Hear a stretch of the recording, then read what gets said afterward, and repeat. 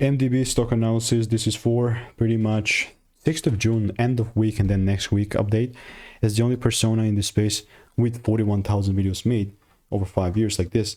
Bro, from so much reps and actually documenting what's working and what's not, and also investing thousands of dollars, tens of thousands in courses and mentors, I've seen what's working for me and what's not, and I'm just trying to refine it and show it to you, like kind of show you my exact outlook on MDB.